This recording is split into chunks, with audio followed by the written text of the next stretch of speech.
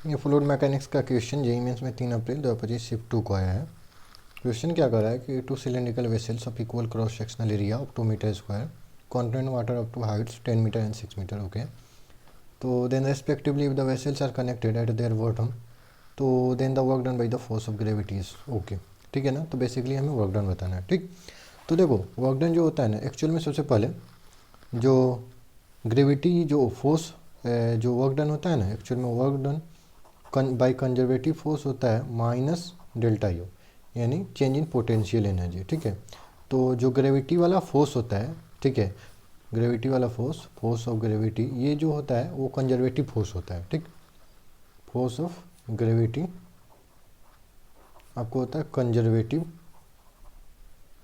Force. ठीक है ना, तो कंजर्वेटिव फोर्स में क्या होता है, जो कंजर्वेटिव वर्क निकालते हैं ना, वो एक्चुअली में बेसिकली पाथ पे डिपेंड नहीं करता है। ठीक, उसी को हम लोग कंजर्वेटिव बोलते हैं। और जो फोर्स कंजर्वेटिव होगा उसका वर्क डन भी कंजर्वेटिव होगा। तो हमें सिंपल वर्क कंजर्वेटिव यानी ग्रेविटी के द्वारा निकलना है। तो सबसे पहले इनिशियल पोटेंशियल एनर्जी निकालेंगे, फिर फाइनल पोटेंशियल एनर्जी निकालेंगे, उसका घटा देंगे। तो सबसे पहले तो हम सिलेंड्रिकल बना लेते हैं। तो ये ऐसे है दो, ठीक है, और सेम ही है दोनों, क्योंकि बोला equal cross sectional area 2 metre square. ठीक है, तो जो ये एरिया है आपका 2 मीटर स्क्वायर है, ये भी 2 मीटर स्क्वायर है, और ये नीचे से जो है कनेक्टेड है। ठीक,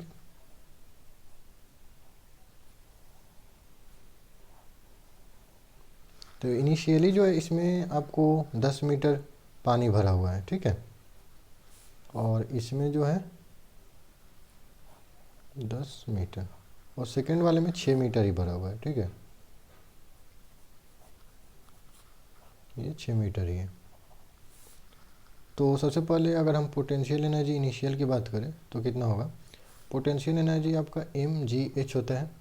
ठीक है, और m की जगह हम क्या लिख सकते हैं, m की जगह हम रो इंटू वॉल्यूम लिख सकते हैं इंटू gh, क्योंकि डेंसिटी इजकल टू मास बटा वॉल्यूम होता है। तो मास की जगह डेंसिटी इंटू वॉल्यूम लिख सकते हैं। यहाँ से ये अप्लाई करके इसमें स्विच कर देंगे। ठीक है, ये आ गया।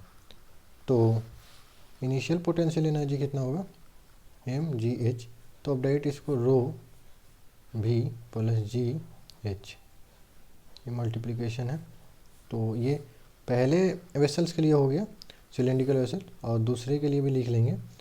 तो ये हो जाएगा रो, यहाँ पे h1 लिख लेते हैं, वॉल्यूम, ठीक है, और gh2। ठीक है, तो हम लोग कॉमन ले सकते हैं कुछ टर्म। ठीक है, वॉल्यूम भी v1 और v2 रख लो, और डेंसिटी तो दोनों में पानी है तो सेम होगा, बाकी को ठीक है। तो रो और g हम कॉमन ले लेते हैं। ठीक है, रो और g कॉमन लेंगे तो v1 और h1 प्लस v2 और h2 आ जाएगा। ओके, रो तो आपका 10 के पावर 3 होगा, और g का मान दिया है 10, और v1 का मान कितना हो जाएगा, वॉल्यूम v1 देखो कितना होगा, ये टोटल आपका 10 मीटर है। ठीक है, ये 10 मीटर है, और एरिया 2 है, तो आपको volume equal to area into length हो जाएगा कि नहीं हो जाएगा। तो एरिया आपका दिया है 2 इंटू लेंथ हो जाएगा 10, ये होगा वॉल्यूम का मान।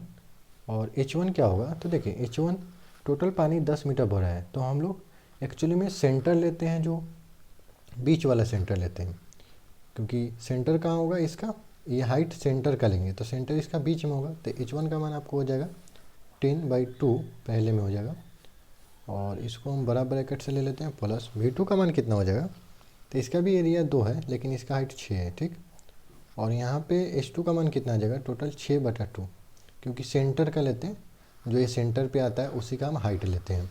ठीक है, क्योंकि हम लोग सेंटर ऑफ मास पर हैं, तो जो भी मास होता है वो एक्चुअल में सेंटर पे हो जाता है। ठीक, तो आपको यहाँ से कितना आ गया, ये 10 की पावर 4। ओके, ये 2 से 2 कट जाएगा, ये भी 2 से 2 कट जाएगा, यहाँ आ गया आपका 100 प्लस ये 636, यानी 136 इंटू 10 के पावर 4, ये आपका इनिशियल पोटेंशियल एनर्जी आ गया। ठीक, और फाइनल पोटेंशियल एनर्जी हम जब निकालेंगे, यू फाइनल निकालेंगे, तो देखिए यू फाइनल में सबसे पहले ऑब्जर्व करें तो क्या होगा, ये दो जो पानी का लेवल होगा वो बराबर हो जाएगा। ठीक है, और पानी का लेवल दोनों सेम हो जाएगा क्योंकि पानी है, ठीक है। तो ये जब तक इधर बढ़ेगा जब तक ये दोनों का लेवल सेम ना हो जाए। तो फाइनल पोटेंशियल एनर्जी दोनों का हाइट में तो सेम होगा, तो अगर वहाँ पे लेते हैं रो V1 एक का और H1 और प्लस रो V2 H2, तो वहाँ पे जब फाइनल होगा तो दोनों का हाइट सेम होगा, तो H1 H2 को हम H लिख सकते हैं, ठीक है G। और तो वॉल्यूम भी सेम हो जाएगा क्योंकि क्रॉस सेक्शनल एरिया सेम है और लेंथ भी आपका सेम हो जा रहा है, तो V हो जाएगा भी रो प्लस रो VGH, यानी आपका 2 टाइम्स रो VGH बन जाएगा, ठीक है। और यहाँ पे आपका कितना आ जाएगा 2 × 10⁻³ वॉल्यूम हो जाएगा 2 इंटू हाइट निकाल लेते हैं। हाइट कितना होगा देखिए, तो height equal to H1 plus H2 बटा 2 हो जाएगा, ठीक है। और तो यहाँ पे कितना आ जाएगा 10 + 6 बटा 2, यानी ये 8 आ जाएगा।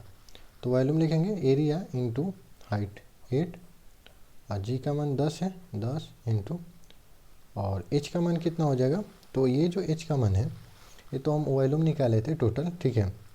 ये जो लास्ट वाला आएगा तो टोटल वॉल्यूम हो जाएगा लेंथ इंटू एरिया, और सेंटर ऑफ जो मास आएगा वो 8 है तो वो आपको बीच में आएगा, तो H/2 हो जाएगा, मतलब 8/2। तो ये कितना आ गया, ये कंबाइन कर लेते हैं तो 10⁴ हो गया इंटू ये 2 से काटेंगे तो 4 हो जाएगा, ठीक है। ये हो गया 4 दूनी 8, 8 8 64 और 64 दूना 128, ठीक है। तो ये आपका फाइनल हो गया, ठीक है। तो वर्क डन क्या होता है, वर्क डन बाई कंजर्वेटिव होता है माइनस डेल्टा यू, मतलब minus potential energy final minus potential energy initial. तो माइनस फाइनल पोटेंशियल एनर्जी कितना है 128 × 10⁴ माइनस इनिशियल पोटेंशियल एनर्जी कितना है तो 136 × 10⁴। ये होगा माइनस, ये हो जाएगा आपका -8 × 10⁴। ये माइनस माइनस कट जाएगा तो आपका फाइनल आंसर 8 × 10⁴ जूल आ जाएगा होगा, ये फाइनल आंसर। तो आपका option number B will be the correct answer, ठीक।